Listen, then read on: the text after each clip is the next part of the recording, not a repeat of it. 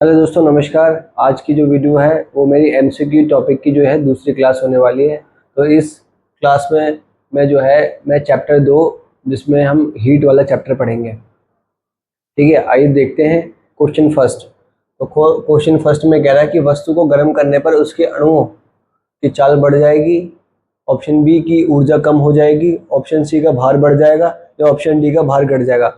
आपको पता है कि वस्तु को अगर गर्म करते हैं तो उसकी क्या होती है वो चाल बढ़ जाती है। ठीक है, अब नेक्स्ट क्वेश्चन देखते हैं। नेक्स्ट क्वेश्चन, ये क्वेश्चन जो है सीडीएस में आ रखा है 2004 में। किसी वस्तु का ताप किसका सूचक होता है? ताप किसका सूचक होता है? तो उसके अणुओं की कुछ ऊर्जा का, उसके अणुओं की औसत ऊर्जा का, उसके अणुओं के कुल वेग का या उसके अणुओं के औसत गतिज ऊर्जा का। आपको पता है कि अगर पदार्थ के कणों को अगर हम ऊर्जा देंगे यानी तापमान देंगे तो उसमें ऊर्जा आ जाएगी। कौन सी ऊर्जा आ जाएगी? गतिज ऊर्जा। ऑप्शन डी इसका आंसर है। ठीक है, अब नेक्स्ट क्वेश्चन देखते हैं। वस्तु का ताप सूचित करता है कि संपर्क करने पर ऊष्मा। ठीक है, आपको पता है कि ऊष्मा की एक क्वालिटी होती है जो उच्च ऊष्मा से निम्न ऊष्मा की ओर जाती है। तो यही इस क्वेश्चन में पूछ रहा है। तो अपेक्षाकृत कम ताप की वस्तु में उस वस्तु से प्रवाहित होती है। कहने का मतलब है ऊष्मा जो है उच्च ताप से जो है निम्न ताप की ओर प्रवाहित होती है। ये है इसका answer, option B. Next question देखते हैं। किसी वस्तु के ताप में वृद्धि का क्या अर्थ है? अगर ताप में वृद्धि होगी तो उसकी जो है उसकी ऊर्जा में वृद्धि हो जाएगी। और ऊर्जा ही क्या होती है? हमारी ऊष्मीय ऊर्जा होती है, क्योंकि ऊर्जा ऊर्जा ही कार्य होती है। तो कौन सी ऊर्जा? ऊष्मीय ऊर्जा। ठीक है, अब नेक्स्ट क्वेश्चन।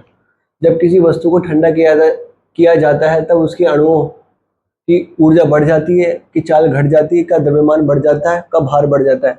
अगर किसी चीज़ को अगर हम ठंडा करेंगे तो उसकी की जो गतिज ऊर्जा होती है वो घट जाती है, यानी चाल घट जाता है। तो यानी ऑप्शन बी है, उसकी चाल जो होती है वो घट जाती है।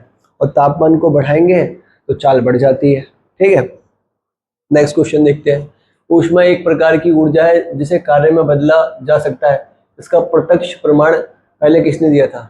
देखो, ऊष्मा ही ऊर्जा है, क्योंकि ऊष्मा का मात्रक भी जूल होता है और कार्य का मात्रक भी जूल होता है। और इसके बारे में जो बताया था वो बताया था हमारे रमफोर्ड ने। उन्होंने ये बताया था कि ऊष्मा एक प्रकार की ऊर्जा है। अच्छा, और ऊष्मा को ही हम कार्य कह सकते हैं। ऊष्मा ही एक प्रकार की ऊर्जा है। ठीक है, ऊष्मा को ही हम कहने में ऊर्जा के रूप में चेंज कर सकते हैं, क्योंकि अगर ऊर्जा होगी तभी तो हमारी ऊष्मा प्रोड्यूस होगी, तभी उन दोनों का मात्रक जो होता है एक ही होता है, जूल होता है। ठीक है, अब नेक्स्ट क्वेश्चन देखते हैं। किस वैज्ञानिक ने सर्वप्रथम बर्फ के दो टुकड़ों को आपस में घिसकर पिघला दिया था? ठीक है, तो ये है इसका ऑप्शन सी, डेवी नामक वैज्ञानिक थे। इन्होंने जो है बर्फ के टुकड़े को आपस में घिसकर जो है वो कर दिया था। ऊष्मा एक प्रकार की ऊर्जा है जो दो वस्तुओं के बीच उनके तापांतर के कारण एक वस्तु से दूसरी वस्तु में स्थानांतरित होती है। ठीक है, अब नेक्स्ट क्वेश्चन देखते हैं। जब कभी कार्य ऊष्मा में बदलता है या ऊष्मा कार्य में बदलती है तो किए गए कार्य में ऊष्मा का अनुपात एक स्थिरांक होता है। ऊष्मा का यांत्रिक तुल्यांक कहते हैं। इसका मान होता है, ऊष्मा का जो मान होता है वो उपरोक्त सभी होता है। ये सभी होता है, ये आपको याद रखना पड़ेगा।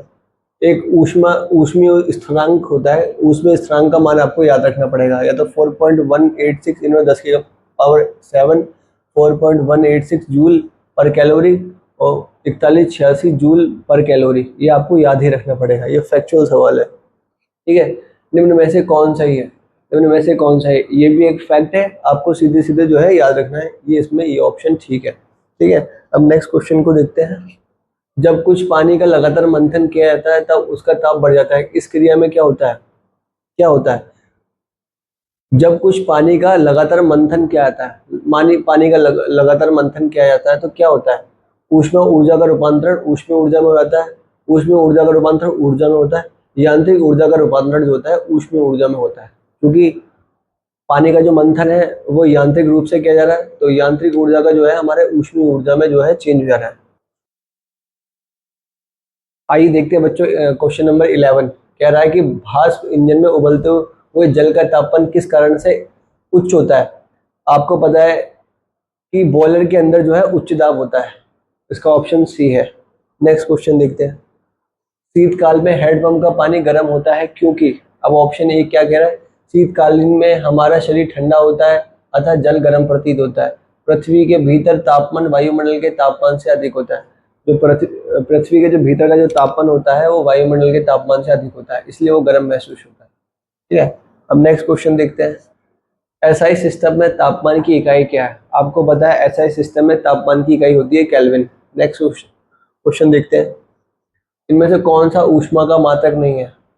ऊष्मा का मात्रक नहीं है। ऊष्मा के मात्रक होता है कैलोरी, किलो कैलोरी और जूल, और इसमें दे रखा है degree Celsius. Degree Celsius temperature का मात्रक है। ठीक है, अब नेक्स्ट क्वेश्चन देखते हैं।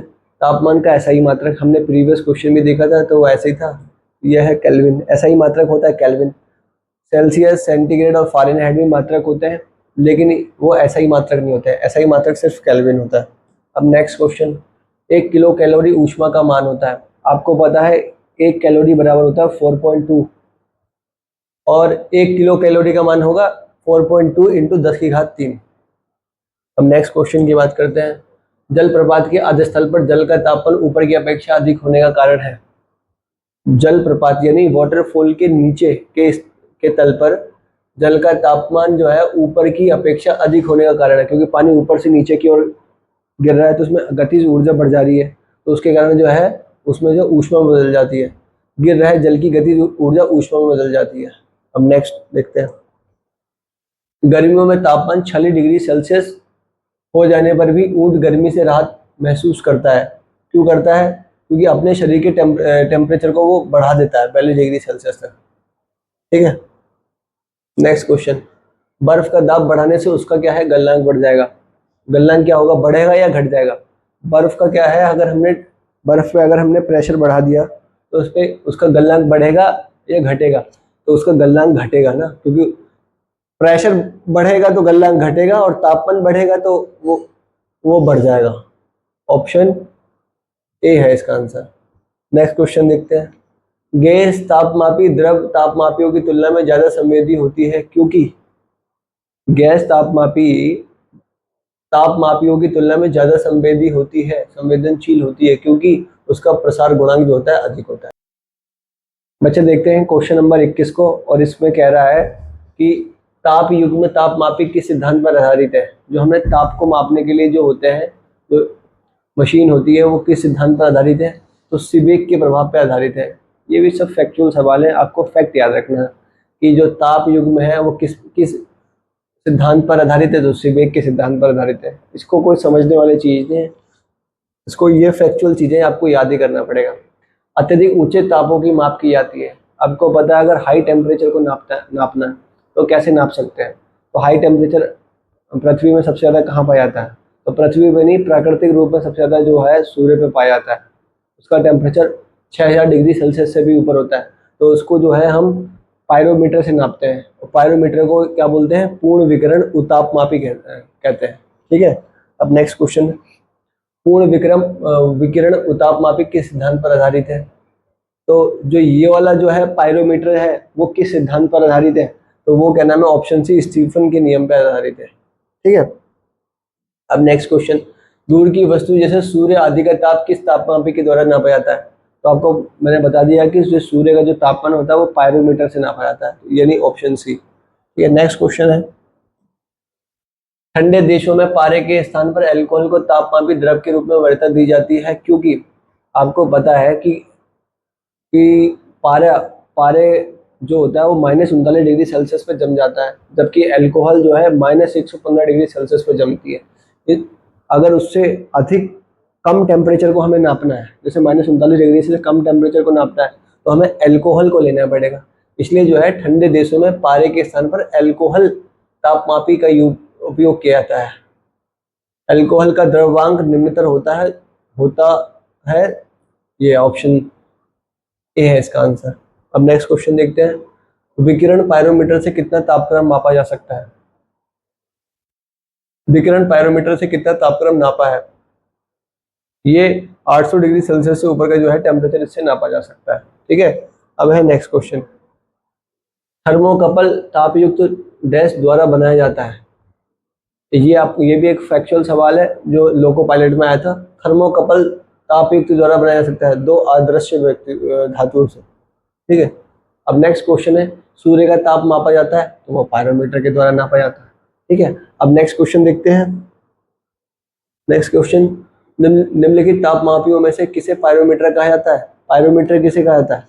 तो विकिरण तापमापी को कहा जाता है। अब नेक्स्ट क्वेश्चन, निम्न में से कौन सा सही है? आपको पता है कि हम फ़ारेनहाइट को सेल्सियस में बदलते हैं, सेल्सियस को फ़ारेनहाइट में बदलते हैं। तो इसको बदलने का क्या तरीका है? इसको बदलने का एक फॉर्मूला है F-32 और C होता है इंटू 9/5। तो ये इसका फॉर्मूला है। अब जब इस फॉर्मूले को अगर हम चेंज करेंगे तो ये ऑप्शन हमारा बी बन जाएगा, क्योंकि नहीं, बी नहीं बनेगा, ऑप्शन बी F-32/9 और C/5, ये इसका फॉर्मूला बन जाएगा। C/5, हाँ ये बन जाएगा इसका ऑप्शन बी। तो होपफुली बच्चों आपको ये वीडियो समझ में आई होगी। अगर समझ में आई है तो लाइक करिए। Thank you.